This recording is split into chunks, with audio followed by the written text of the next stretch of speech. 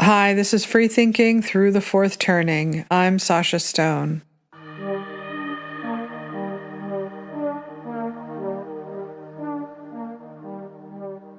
From cancel culture to communism, the race to normal begins now. Our nation is witnessing a merciless campaign to wipe out our history, defame our heroes, erase our values, and indoctrinate our children.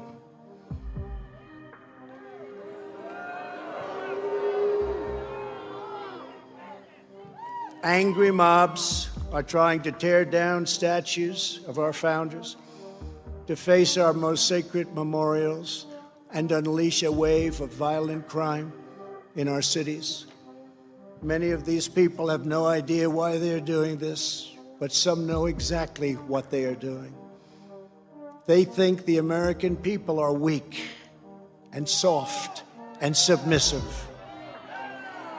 But no, the American people are strong and proud, and they will not allow our country and all of its values, history, and culture to be taken from them. One of their political weapons is cancel culture, driving people from their jobs, shaming dissenters, and demanding total submission from anyone who disagrees. This is the very definition of totalitarianism, and it is completely alien to our culture and to our values, and it has absolutely no place in the United States of America. Donald J. Trump, July 4th, 2020.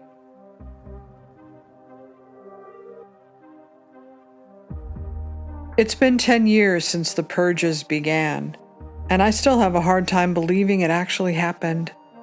Did so many of my friends really go along with it? Did institutions, corporations, and all of Hollywood allow themselves to be shamefully cowed by the fanatical mob? Yes. Not only did it happen, but it's become the new normal on the establishment left, in Hollywood, in culture, in government. Everyone is still too afraid to say what they really think. Just appearing at the America 250 or the Kennedy Center will still ruin your career. The only difference now is that the wheel of oppression keeps spinning. Now it's illegal immigrants. Now it's free Palestine. I don't know why I didn't see it sooner. This direct line from cancel culture to communism.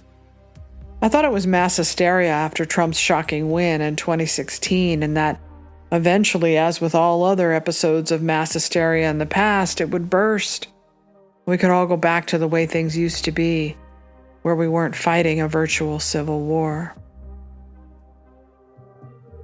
But now that 3 Democratic Socialists won their primaries in New York, against one of the party's shining stars, Dan Goldman, all because of Israel, what we're seeing is communism, but merged with woke tyranny and radical Islam. It is essentially the perfect storm to destroy America. Now we can clearly see what 10 years of cancel culture have done to the left. It has given them enormous power to force compliance, not just to those of us who dissented, but to members of their own party. In other words, the mob is about to come for them too. What do they want? What the millionaires and billionaires have. They want what's coming to them after years of indoctrination that told them that they are oppressed because of the color of their skin, their gender ideology, or their ethnicity. America, they were told, was founded on white supremacy and colonization, and they're owed something for it. Here's a video with Don Lemon talking to a Mamdani voter in New York. I got a question for you. What do you think about rich people, billionaires? Yeah, they need to go. Why is it? I graduated in 2023 with a fine arts major with a minor in art history. Why is it that I was taught in school that the elite would reinvest their money into the arts, into society, into the people that were essentially building and hoarding their wealth, allowing them to hoard their wealth. Now we don't see that.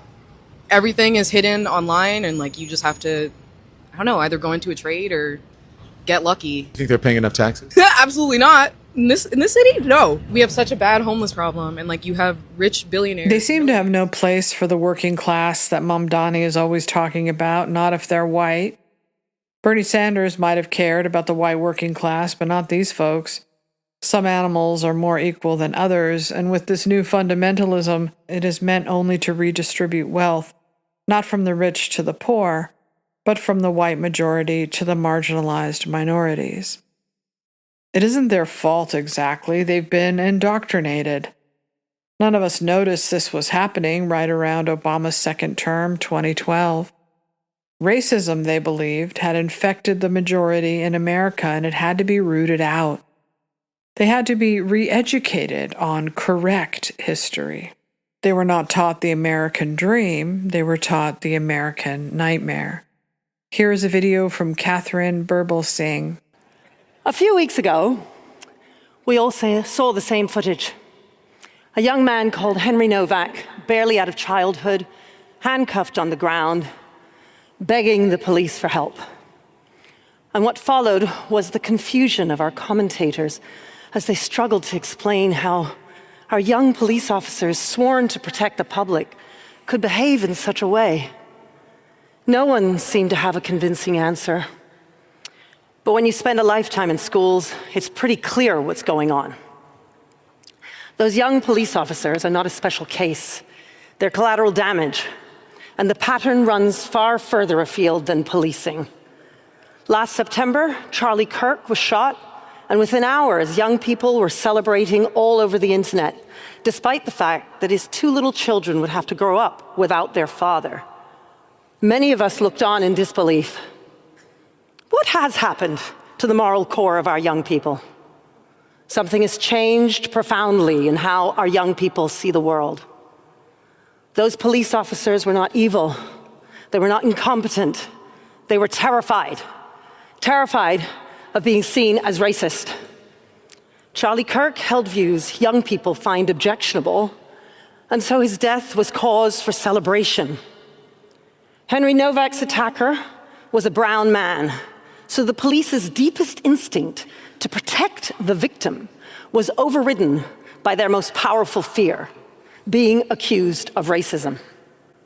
The police are not special. They're what some of our young people have become, so consumed by white guilt that they will do crazy, irrational, and inhumane things rather than risk being seen as racist.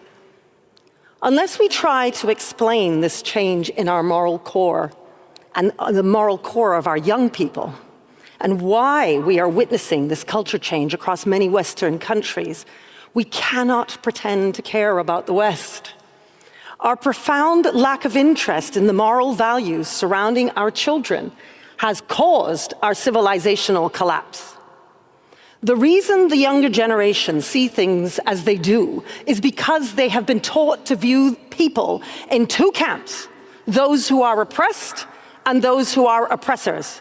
And in their eyes, Charlie Kirk was an oppressor, so his death did not warrant grief. The man who killed Henry Novak belonged to the oppressed class, so the police's job was to protect him, not the dying man on the ground. This is not cruelty or incompetence. This is white guilt. And we are the ones who have taught this to our children. We, the boomers, the Gen Xers, the older millennials, we are responsible for not teaching our children the difference between right and wrong. We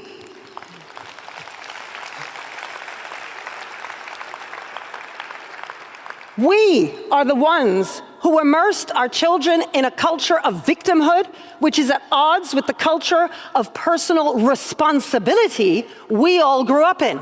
A culture we've very stupidly taken for granted. In fact, what little they know of history will be all about black and brown people fighting for equality against the white man, women fighting men for the vote, gay and trans people fighting for various rights. Our young people have been taught that history is simply one long story about various groups struggling under the oppressive dead white man. Out with Dickens, Shakespeare, Kipling, and Wordsworth. We must decolonize. History is taught through an oppressor lens. The triangular slave trade, white men held the power. What about Britain ending the slave trade? More than a quick mention, if at all? No. What of the Arab slave trade that lasted 3 times as long as the triangular slave trade? No. How can children feel that they belong to their country when they are immersed in an educational culture that teaches that their country is merely an evil oppressor? Children are the future. And yet we are teaching them to have contempt for their elders, whose oppressive world needs overthrowing by a new world of young, arrogant anti-racists who know better than we do. We older Westerners are cutting off the branches upon which we sit because of the guilt some of us feel for being white and privileged. We look at Mandami, the mayor of New York, and Zach Polanski, the very popular leader of the Green Party amongst the under-30s in the UK, and we wonder what on earth is going on. Why are our young people voting for and cheerleading these Marxist and really quite extreme politicians? Few of us understand how much the online world reinforces this culture of the oppressor versus the oppressed. Victimhood saturates every video, whether it's about a foreign war, transphobia, or racism, and white guilt lingers everywhere. It should not come as a surprise that our young people's moral core does not recognize complexity or nuance. They have been formed by school and the online world to make one judgment only: oppressor or oppressed, good or bad. And they are desperate not to be seen as racist. We all need to be brave enough to teach children a sense of duty and service, love of country, gratitude over entitlement, hard work over laziness, forgiveness over vengeance. And our children will reject the oppressor and oppressed narrative instinctively. They will know in their hearts that dignity comes through owning one's moral agency, through being responsible and sacrificing for the betterment of the whole. And now they finally found their magic man in Zoran Mamdani, who is everything they need wrapped up in one charismatic leader. He's TikTok friendly, he goes viral, he's pop culture literate, and most importantly, he's the wokest of the woke. He speaks their language, he wants what they want. He goes to the Pride Parade, but not the Israel Parade, becoming the first mayor of the city in 60 years not to attend. For podcast listeners, a picture of Zoran Mamdani at the Pride Parade, and says, "All of New York City is gay today. Thank you, Mayor Mamdani." He doesn't just want to be mayor of New York, he wants to be a worldwide inspirational leader, which fits the new left well, since they don't really want to unite with the other half of America so much as with those other countries that are ideologically aligned. You know, like 1984. Podcast listeners, a picture of Mamdani in a pool with a tweet by Robert Sterling. Mamdani is a generational political talent. The energy he brings to local retail politics is unlike anything I've ever seen. I can't stand the guy. He's going to be the downfall of New York, and his movement might destroy America itself, but we ignore his gifts at our own peril. It might seem like one big party, but this is a disaster for the Democrats. Everyone knows that any Democrat who goes against them will be stalked, swarmed, and harassed before getting primaried out. All the Republicans have to be is the more normal side, and they can win. Some Democrats are now sounding the alarm that Democratic Socialists are overtaking the party and will alienate people, even James Carville. Mr. Valier, the New York Times reported, and I have the quote right here, I'll get to it. She is against passed off all her views. She has attacked interracial relationships in the American flag. Lady, I ain't in the same party as you. I'm sorry. I just not. And I actually do think it's time for Democrats to talk the S word, schism. About that, I don't want to be in a political party that denies the right of the state of Israel to exist. That's just not, I just can't do that. I'm sorry. It's just not doable.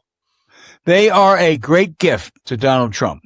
No Democrat is safe from the mob, not even one of their most progressive politicians, Scott Wiener, in San Francisco, who was just harassed in public for not being sufficiently pro-Palestine, and obviously for being Jewish.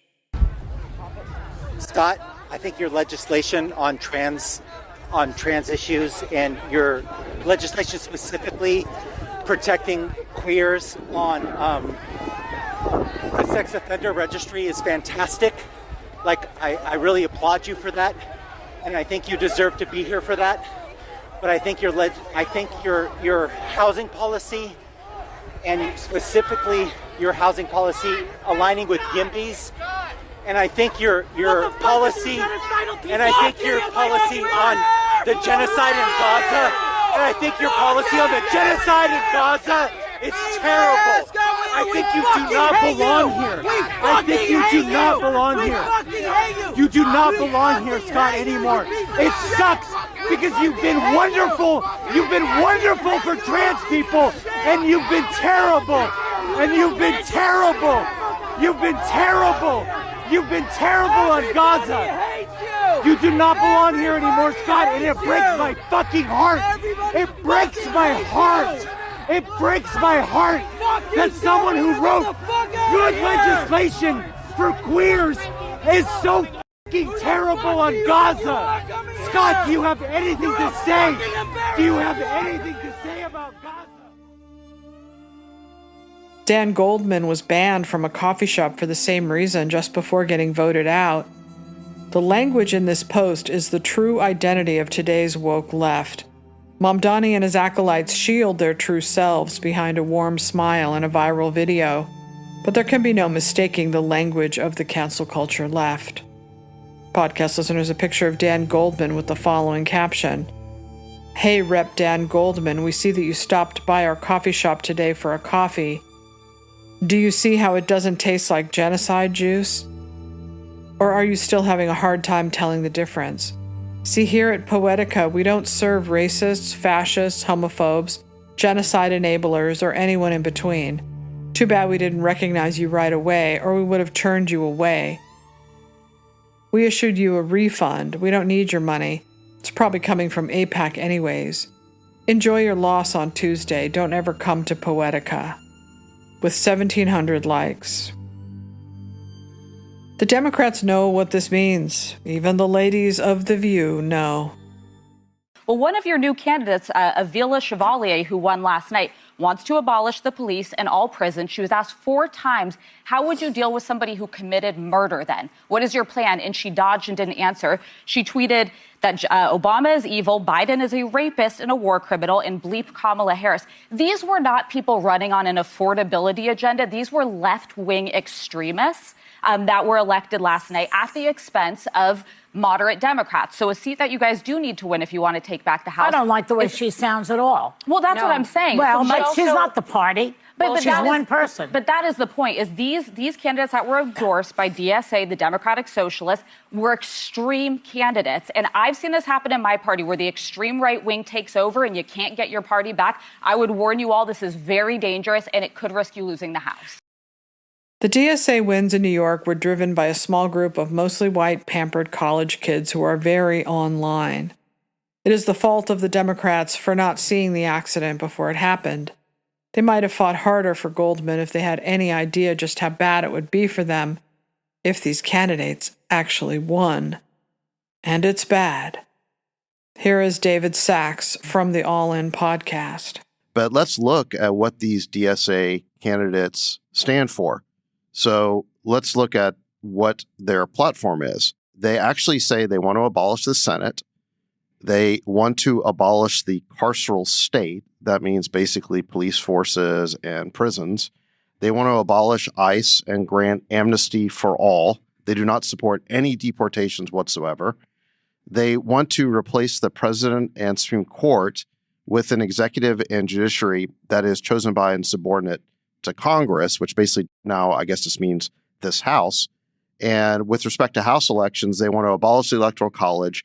They want to replace the two-party system with a multi-party democracy. And they want to expand the House of Representatives, implement proportionate representation, and ranked choice voting in all elections. So this would be a total makeover of our constitutional system. They want a free Palestine. They want public ownership of major corporations. They want to defund the Department of War. This is a very radical organization. And you would laugh at a lot of these types of proposals, but you can't really laugh at it anymore because these guys are taking over the Democratic Party.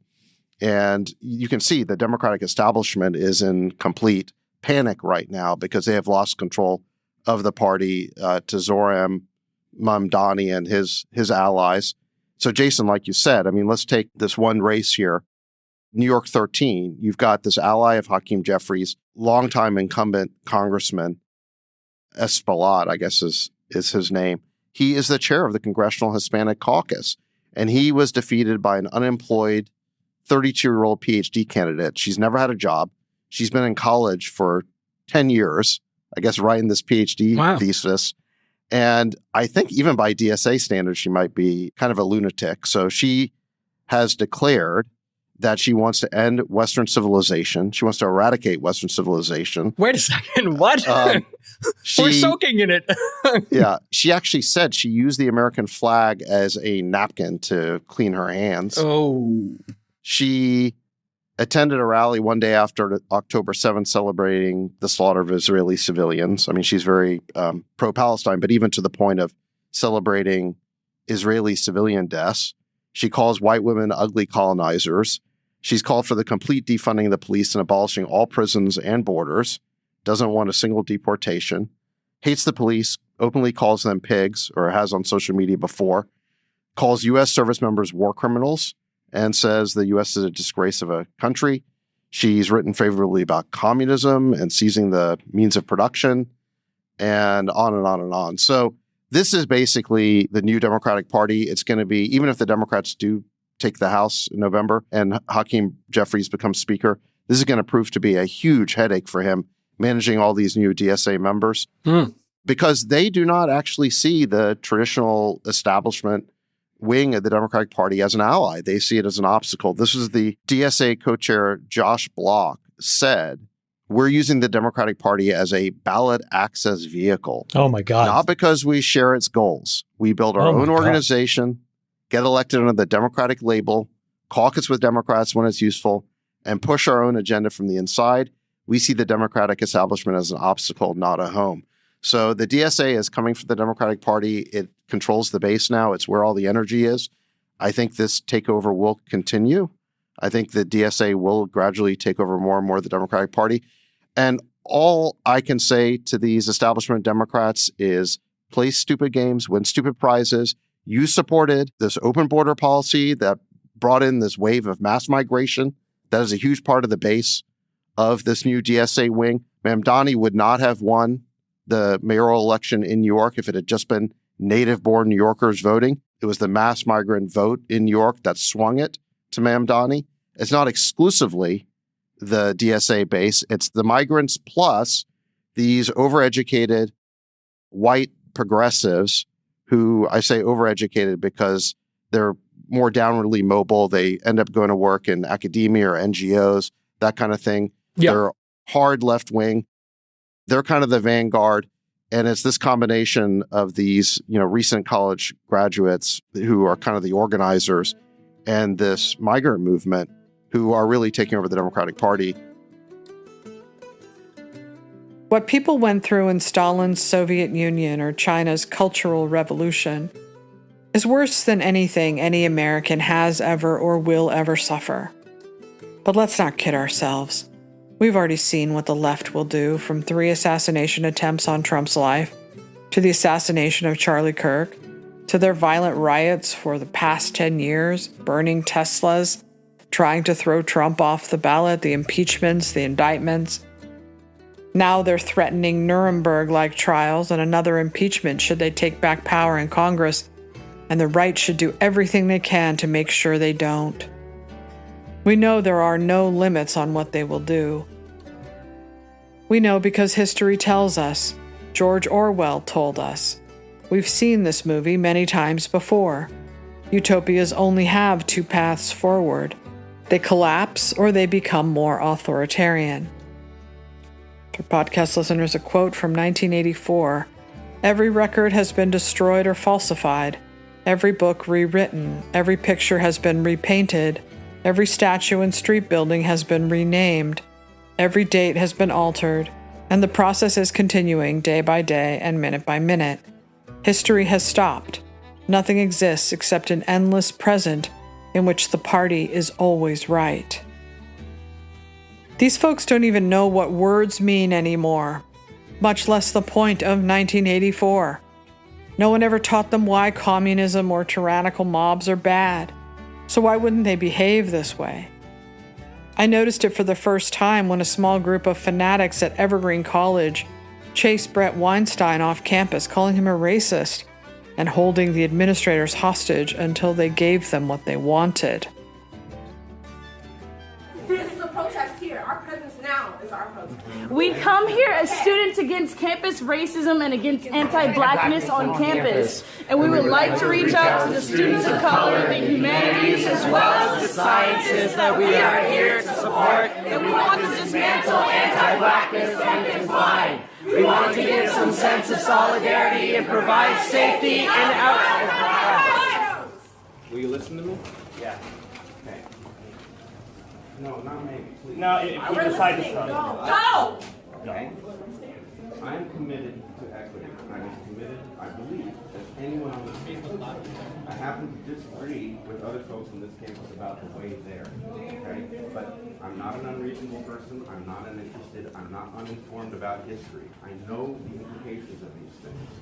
I have arrived where I've arrived from a different route. I've arrived there through academic study. I know why racism happens. We lived racism. We don't have to study it to understand it. We live it And every the day. issue is you think scientific proves everything. What about all the racist scientific You're theories trying they to have about dismantle black people? programs So for us. explain that. May What's your I scientific answer? theory? No. It is not your Listen, you're going to listen. You asked me a question. I would like to answer. Hey, ho, ho! Brett Weinstein's got to go! Hey, ho, ho! Brett Weinstein's got to go! All of those pampered, spoiled, overeducated yet still uneducated brats made their way into the workforce, boosted by using their identity categories to secure high-profile slots at newspapers and corporations. The threat was implicit. Hire us or you're an ist or a phobe, and we'll get loud about it. Here is Tom Cotton in June of 2020. Cancel culture. We hear that in the news a lot these days.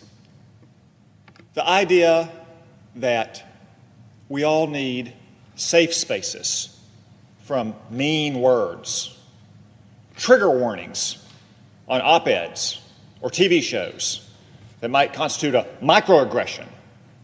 This is the language of the campus social justice seminar, but increasingly, it's the language of our workplace and our culture. We saw an instance of it just last week at the New York Times. I published an op-ed there that said simply, while we respect peaceful protesters, we can have zero tolerance for looting and rioting. And if the police are overwhelmed or outnumbered, the National Guard, and if necessary, federal troops have to restore order. It's got support from a large majority of Americans, if you believe the polls. New York Times published it.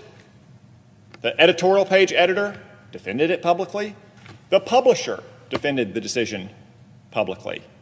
But a woke child mob at the New York Times rose up and demanded, heads on pikes, they demanded that the op-ed be taken down. They demanded that the grown-ups, maybe I should say the supposed grown-ups who run the New York Times, apologize. And that is exactly what happened. In what could only be called a struggle session from the Cultural Revolution in the greatest traditions of Mao, the publisher of the New York Times fired the editorial page editor. He reassigned the deputy editorial page editor. He apologized, prostrating himself in front of the woke child mob. And he said that we'll do much better. And the new editorial page editor has told everyone at the Times, if you see anything that gives you the slightest pause, please contact me immediately. If you have any trigger warnings, don't worry, I'll find a safe space for you. I mean, the New York Times has made itself a laughingstock, but this is no laughing matter. Because the cancel culture threatens the very principles of free inquiry and open debate upon which our society is based. And you see other manifestations of the cancel culture all across the country today. In many cases, they have adopted the spirit of a Jacobin mob in the French Revolution, in the reign of terror, trying to completely erase our culture and our history.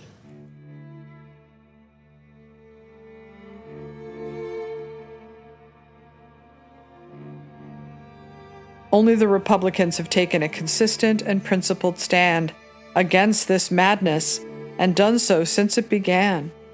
The Democrats, however, have stuck their head in the sand and denied it even exists.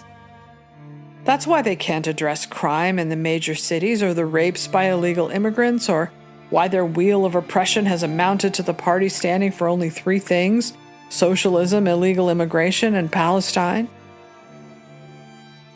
No one seemed to take it seriously on the left because they never took cancel culture seriously. No, we weren't being slaughtered by the millions or thrown into gulags, but we built this new civilization online, and with it the power to decide who can participate, who is accepted, and who must be hurled into the public square for character assassination and career ruination.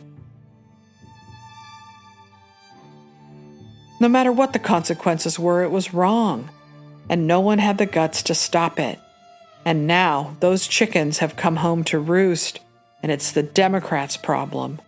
They'd better get used to selling democratic socialism or else. This is what happened the last time the centrists went up against the socialists. Here is Al Franken and Sarah Silverman at the Democratic National Convention.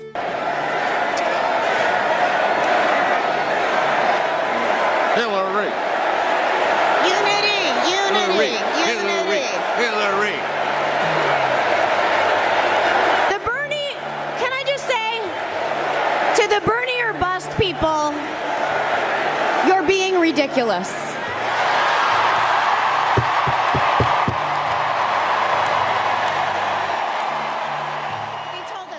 2 years later, Al Franken would be chased out of the Senate by all the top Democrats caught up in cancel culture and unable to stop the mass hysteria that drove it.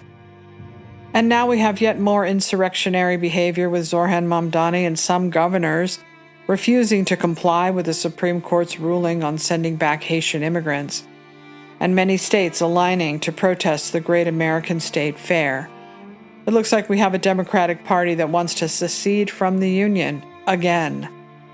For podcast listeners, a tweet: 10 states, Connecticut, Illinois, Maine, Massachusetts, North Carolina, Oregon, Rhode Island, Vermont, Washington, and Pennsylvania, have confirmed they will not send an official delegation to the Great American State Fair on the National Mall in celebration of America's 250th.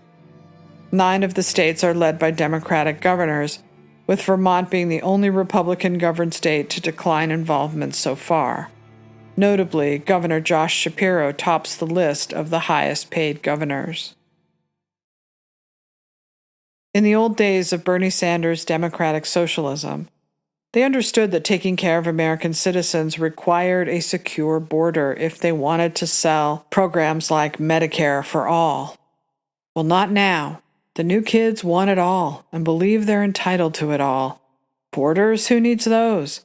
They are oppressed and therefore deserving of our tax dollars to absolve us of our white colonizer guilt. The big picture here should be frightening for all Americans. Unchecked migration with the oppressor-oppressed mindset, while also demanding the government and the billionaires pay for all of them. That is what the Democrats will have to sell to the American public, because the cancel culture machine that they helped build and did nothing about will demand it. The gray champion rides again. Podcast listeners, a tweet from Donald J. Trump, quote, "The communists are finally making their move. I've been waiting and preparing for this for a long time. It's easy to be a communist. All you have to say is, I'll give you everything. But that means you're going to take it away from others that have earned it. Over thousands of years, that ideology has not worked once. The game is on. Enjoy watching President Donald J. Trump. The Republicans have a unique opportunity now to change the course of history. They've been given a gift by the left, whether they choose to take it or not. They're experiencing their own brand of crazy right now. It's starting to look a lot like communists to the left of me, Nazis to the right. Here I am, stuck in the middle with you. But if the sane Republicans can pull it together, they can bring in reasonable people like Bill Maher. Like, if this is where the Democratic Party is going, where this democratic socialist, this obsession with Israel, with the Jew hating, with they don't believe in capitalism, no prisons, if this is where they're going, my vote is in play. Okay. And I like to hear that. It actually always has been. Every year, I don't make my decision by who has an R or a D. I actually always came to the conclusion that the Democrat was probably better. Sure. And voted for them. Okay. And Trump can't run again, and he'd be a little too exciting for me anyway. So it's either going to be you or Rubio. At the moment, the Democrats have the bigger headache on their hands. No one who seeks the nomination in 2028 will survive if they don't have Zohran Mamdani on their side. But honestly, the Republicans could be here too, depending on how their current war plays out. But if they want to win, they will have to open their doors to more moderate Democrats, perhaps giving up the old dream of outsider populism. They'll have to decide which they believe is the greater threat. Here is Larry O'Connor with Mark Halperin on Two-Way. What might happen here, actually, is we might have a political realignment because of this, even more so than the political realignment we saw with the Trump phenomenon. Because I do think that there are a lot of Democrats who aren't going to be able to walk down this path if this ends up being where the party ends up, and I think we might see, and that might alter the Republican Party as well, because the Republican Party, to accept Democrats coming voting for with us and create this coalition to sort of stamp down this rise of the socialists, our party might end up opening itself up a little bit on certain policies as well. That's could happen. It could be everyone who wants unification and people working together. This could be a moment where we actually see Republicans and Democrats forming this coalition, if anything, to stop this rise of socialism that is a parasite on the Democratic Party.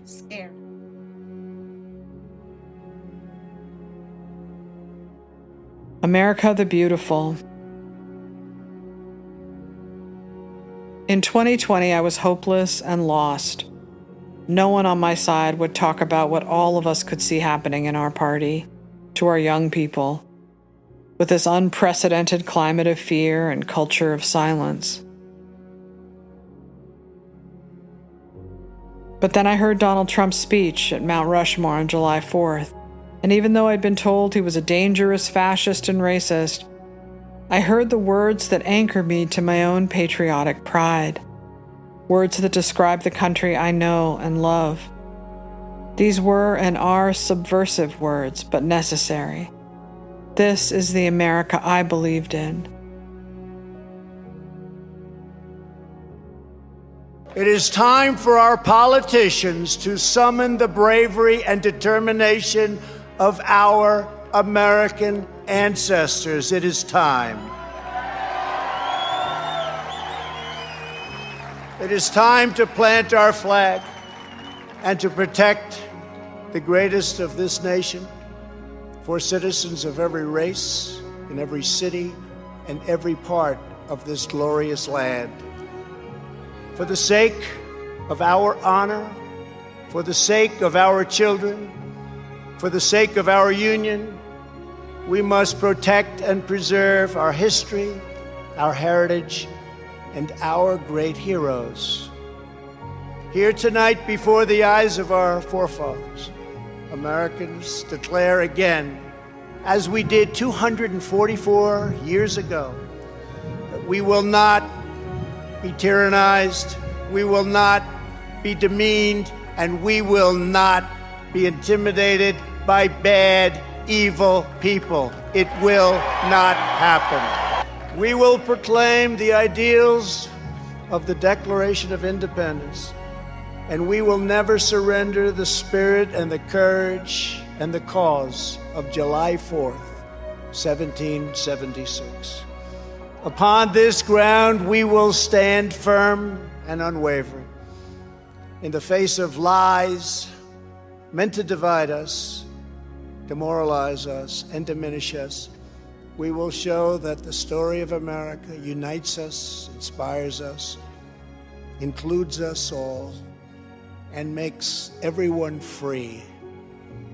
We must demand that our children are taught once again to see America, as did Reverend Martin Luther King when he said that the founders had signed a promissory note to every future generation.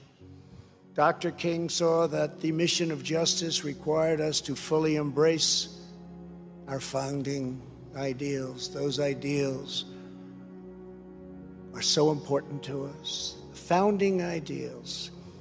He called on his fellow citizens not to rip down their heritage, but to live up to their heritage.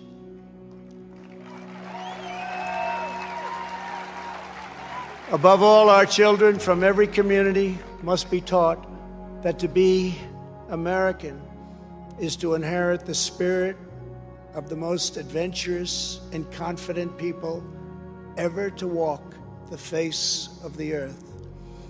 Americans are the people who pursued our manifest destiny across the ocean, into the uncharted wilderness, over the tallest mountains, and then into the skies, and even into the stars. We gave the world the poetry of Walt Whitman, the stories of Mark Twain, the songs of Irving Berlin, the voice of Ella Fitzgerald, the style of Frank Sinatra, the comedy of Bob Hope, the power of the Saturn V rocket, the toughness of the Ford F-150, and the awesome might of the American aircraft carriers. Americans must never lose sight of this miraculous story. Should never lose sight of it. Nobody has ever done it like we have done it. We will write the next thrilling chapter of the American adventure. And we will teach our children to know that they live in a land of legends, that nothing can stop them, and that no one can hold them down. They will know that in America, you can do anything, you can be anything, and together we can achieve anything.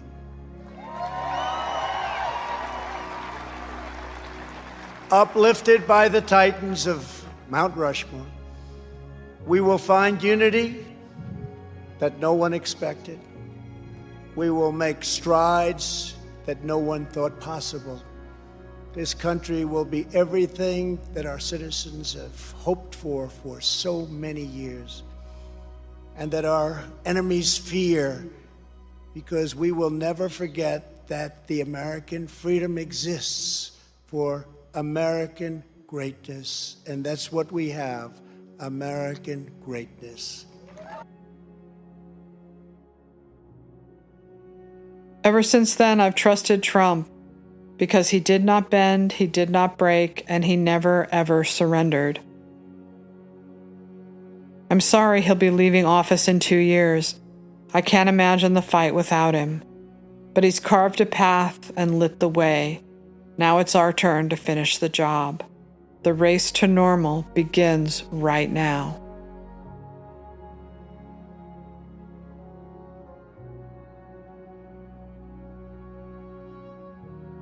Thank you for listening to my podcast, sashastone.com. And I hope you had a great weekend, and I hope you're getting ready for a wonderful July 4th to celebrate our nation's 250th birthday. I'll be writing more about that in the coming days. And if you like my work, you can always support my work by going to sashastone.com, scrolling down, and you'll see where you can become a paid subscriber, or you can leave a tip, or you can write a review. I so appreciate it. I really do. You guys are the only thing keeping me going at the moment. And remember, to thine own self be true.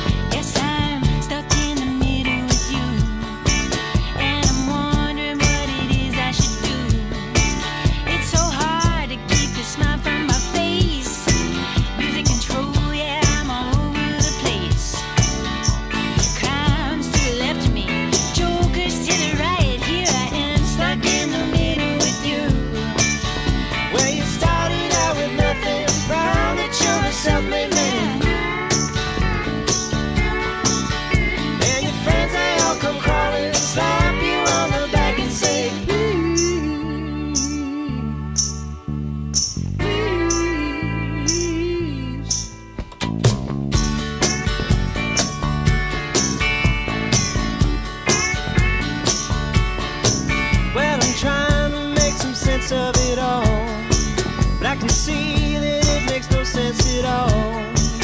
Is it cool if I go to sleep on the floor? 'Cause I don't think I can take anymore. Clowns to the left of me, jokers to the right. Here I am stuck in the middle with you.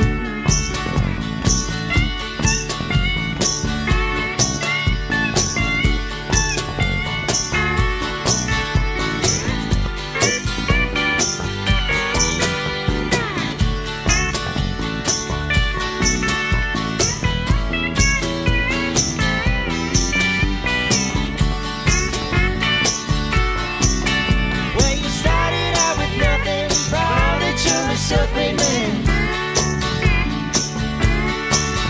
and your friends, they all come crawling, slap you on the back and say,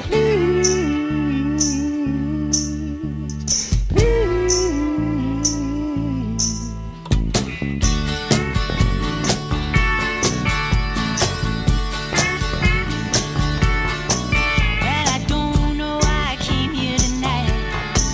Got the feeling that something ain't right. I'm so scared in case I fall off my chair, and I'm wondering how I get down the stairs. Clowns to the left of me, jokers to the right. Here I am, stuck in the middle with you. Stuck in the middle with you. Yes, I'm stuck in the middle with you. Oh, I'm stuck in the middle with you.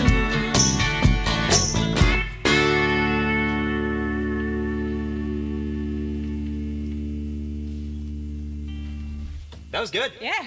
Cool. I think that's probably it. All right. Sweet. Right on, right on, right on.